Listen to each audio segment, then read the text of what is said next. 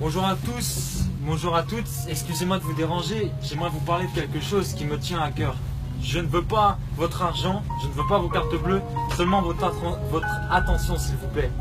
Vous savez, dans la vie on cherche beaucoup à être heureux, c'est pourquoi on veut se marier, on veut faire de nombreuses choses, on veut avoir un travail, on veut avoir de l'argent, parce qu'on pense, voilà, de la drogue, c'est bien, c'est un bel exemple. On cherche en fait à combler un vide dans son cœur.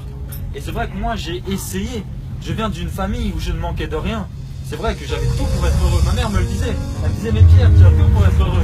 Et j'ai trouvé comment être heureux. C'est pourquoi je viens vous le dire. Vous savez, moi je viens de France. Je viens de Nantes. C'est de l'extrémité de la France pour vous dire cela. Vous savez, le cœur de l'homme, il a un vide. Et le cœur de l'homme, on voit que chaque personne aime se réfugier dans quelque chose. Il y en a, c'est le sport. Il y en a, c'est les femmes. Un millionnaire, souvent, se dit pas heureux. Alors il recherche l'amour. Et vous savez, l'amour porte un nom. Le cœur de l'homme, il a un vide. Il a un vide en forme de Dieu.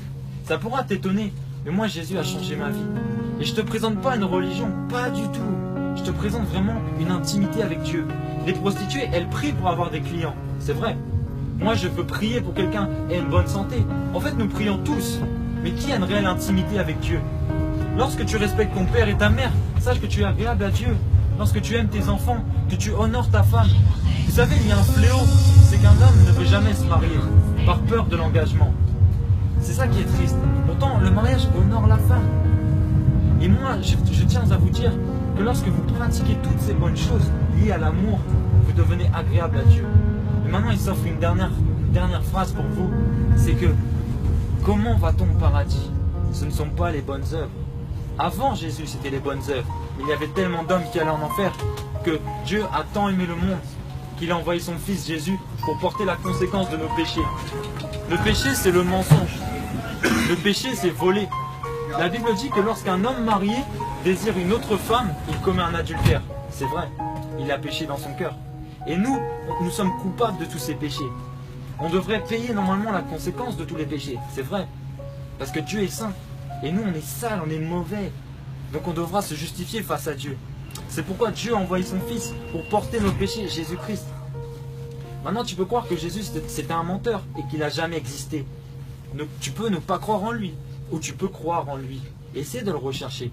Vous savez, Jésus, il n'a pas dit des choses compliquées. Il n'a pas dit, va à l'église, il n'a pas dit, va voir un prêtre, confesse tes péchés. Non, il a dit, aime ton prochain comme toi-même. Honore tes parents, honore ta femme. À l'école, si on t'insulte, au travail, si on t'insulte, ne réponds pas par le mal. Le mal, on aime bien répondre par le mal. Mais l'amour triomphe. L'amour triomphe contre le mal. Vous savez, les femmes aussi, il y a quelque chose de très impressionnant, elles mettent des pommades. Mais ce n'est pas pour pas vieillir.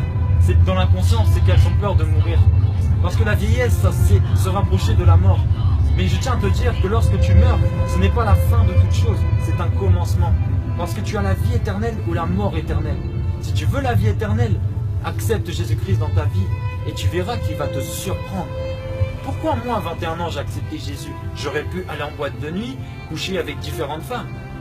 Mais j'ai compris que Jésus m'aimait et Jésus t'aime, Jésus t'appelle. Tu penses que c'est un hasard? Le hasard, c'est la forme que prend Dieu pour passer incognito. Ce n'est pas un slogan, j'ai une vraie relation avec Dieu. Ce n'est pas un hasard. Essaye de ne pas endurcir ton cœur. Prends une décision. Si tu veux accepter Jésus, tu lui dis tout simplement, Jésus, je veux t'accepter dans ma vie. Je veux te demander pardon. Et tu peux passer pour un fou, je sais que je passe pour un fou. Pourtant j'ai toute ma tête, je suis diplômé. Donc essayez bien de réfléchir à tout ça. Et désolé du dérangement, que Dieu vous bénisse.